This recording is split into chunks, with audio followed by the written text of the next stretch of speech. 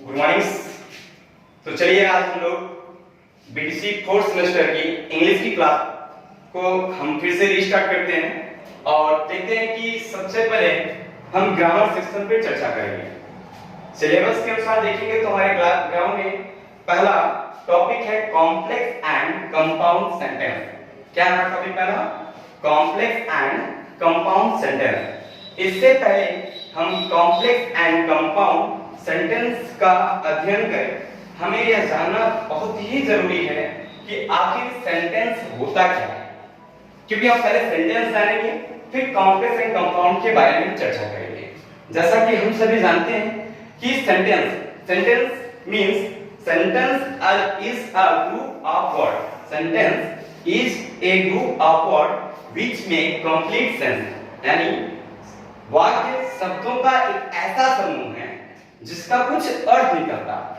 यानी जैसे राम एक अच्छा लड़का है, तो इसमें आपने देखा 4 शब्दों का समावेश हुआ है जिसका एक अर्थ निकलता है। परंतु अगर हम शब्दों का समूह करें और उसका कोई अर्थ ना है तो उन्हें हम वाक्य नहीं कह सकते। जैसे हमने कहा राम घनश्याम श्याम मोहन, शब्द तो है परंतु इन शब्दों से कोई सार्थक अर्थ नहीं निकलता है, कोई अच्छा अर्थ नहीं निकलता है। इससे ये पता चलता है कि केवल शब्दों का समूह है, न कि वाक्य। तो हम वाक्य से परिचित हो गए। सेंटेंस क्या है? Sentence is a group of word. हमने पढ़ा है how many kinds of sentence, आप लोग बताइए जी। मैक्सिमम लोगों ने उत्तर दिया होगा 5, लेकिन सही है, आपका भी उत्तर सही है।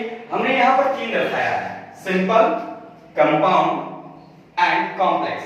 तो इससे पहले हम आपकी थोड़ी सी भ्रम को दूर करें कि सेंटेंस 5 प्रकार के होते हैं या 3 प्रकार। देखिए अर्थ के आधार, according to the meaning, on the basis of meaning, sentence has 5 kinds. Means अगर हम अर्थ के आधार पे देखें तो सेंटेंस 5 प्रकार का होता है। परंतु यहाँ पर हमने क्या लिखा है? हमने यहाँ लिखा on the basis of structure. Structure means ढांचा। स्ट्रक्चर मींस ढांचा। ढांचा मतलब संरचना।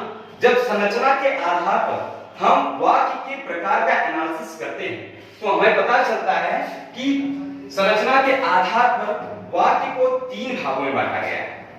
वो भाग कौन से हैं? Simple sentence, compound sentence and complex sentence. Note कर लीजिएगा आप सभी, व्हाइट बोर्ड पे सारी चीजें लिखी गई है, आप चाहे तो स्क्रीनशॉट भी ले सकते हैं। देखिएगा कि सिंपल सेंटेंस जिसका अर्थ होता है सामान्य वाक्य, दूसरा कंपाउंड सेंटेंस जिसका अर्थ होता है संयुक्त वाक्य, और तीसरा हमारा है कॉम्प्लेक्स सेंटेंस जिसका अर्थ होता है मिश्र वाक्य। इससे पहले हम इनका अध्ययन करें, हमें पूर्व ज्ञान की तरफ चलना चाहिए। एक बार हम पूर्व ज्ञान पे जाते हैं, हमें बताया गया कि सेंटेंस 5 प्रकार का होता है। 5 प्रकार में कौन कौन प्रकार आते हैं हम उनको देख लेते हैं। पहला हमारा असर्टिव सेंटेंस। असर्टिव मतलब कथनात्मक वाक्य। कथनात्मक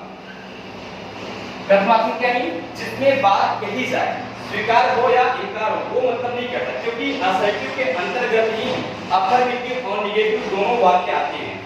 दूसरा हमारा आता है इंट्रोगेटिव सेंटेंस।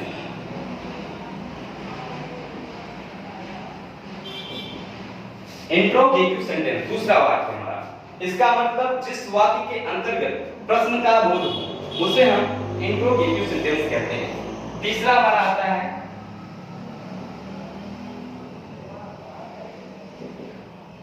इंपरेटिव मतलब आज्ञासूचक वाक्य। आज्ञासूचक का मतलब ये नहीं केवल इसमें आज्ञा होगा, इसमें हम रिक्वेस्ट भी करते हैं, सलाह भी देते हैं, यानी एडवाइस, ऑर्डर एंड रिक्वेस्ट, तीनों चीजें इसमें आपको देखने को मिल सकती है। और इस वाक्य की विशेषता यह है, यह वाक्य हमेशा मुख्य क्रिया से आरंभ होती है। इस वाक्य में सब्जेक्ट अनुपस्थित होता है। इसमें सब्जेक्ट यूज होता तो है परंतु वो हिडन फॉर्म में होता है, अर्थात वो छिपा रहता है, दिखता नहीं। जैसे हम कहते हैं स्टैंड अप, तो इसका मींस तो यू स्टैंड अप, यू इसमें साइलेंट है। गो देयर इसका मतलब है यू गो देयर, यू इसमें साइलेंट है। तो ऐसे वाक्यों की स्टार्टिंग जो होती है वर्ब के फर्स्ट फॉर्म से होती है। नेक्स्ट हमारा आता है ऑप्टेटिव सेंटेंस। ऑप्टेटिव सेंटेंस का मतलब है इच्छा सूचक वाक्य।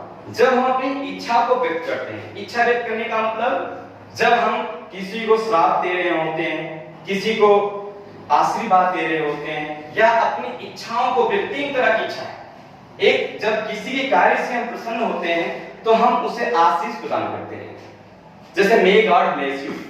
तो यह वाक्य जो है आपका ऑप्टेटिव सेंटेंस के अंतर्गत आता है।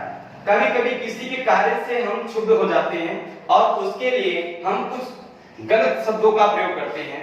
ऐसे में जिन शब्दों के जो शब्द का इस्तेमाल करके वाक्य बनता है उसे हम ऑप्टेटिव सेंटेंस कहते हैं। वो श्राप के रूप में करता है, जैसे गो टू हेल या मे यू बी रूइन, आपका सर्वनाश हो जाए।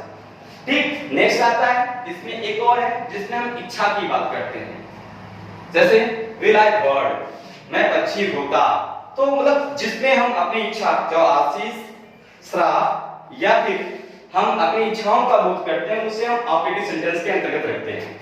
नेक्स्ट है हमारा एक्सक्लेमेटरी सेंटेंस। एक्सक्लेमेटरी मींस होता है विस्मयात्मक, यानी इसमें क्या होता है, हम विस्मय प्रकट करते हैं। The sudden feeling of hurt, the sudden यानी अचानक, फीलिंग इस भावनाओं को, ऑफ हर्ट। देखिए इन एक्सक्लेमेटरी सेंटेंस इस वाक्य के अंतर्गत we represent या we present our sudden feeling of hurt। इसमें क्या करते हैं, हम अपने हर्ट की सडन फीलिंग जो होती है, अचानक जो हमारी फीलिंग्स होती हैं, उसको हम प्रेजेंट करते हैं। जैसे सपोज करिए कि हम कहीं जा रहे हैं और रास्ते में हमें एक बहुत ही सुंदर सा दृश्य दिखाई पड़ता है, तो हमारे मुख से क्या निकलता है, wow what a lovely scene. इसका मींस हमने सोचा नहीं था कि हम ऐसे वाक्य को प्रयोग करेंगे। ये हमें उस दृश्य को देख करके हमारे अंदर हृदय से एक शब्द का मतलब शब्द उत्पन्न हुआ जो वाक्य का रूप बन गया, और ऐसे वाक्यों को हम एक्सक्लेमेटरी सेंटेंस कहते हैं। जैसे हम कहीं जा रहे हैं, अचानक हमारे पैर में चोट लग जाती है, आउच। तो इस तरह का जो शब्द आता है, इन शब्दों के प्रयोग से इन शब्दों के प्रयोग से जिन वाक्य का निर्माण होता है, उन वाक्यों को हम एक्सक्लेमेटरी सेंटेंस कहते हैं। चलिए यह हमारा पूरी ज्ञान। अब हम चलते हैं अगले ज्ञान की तरफ। अगले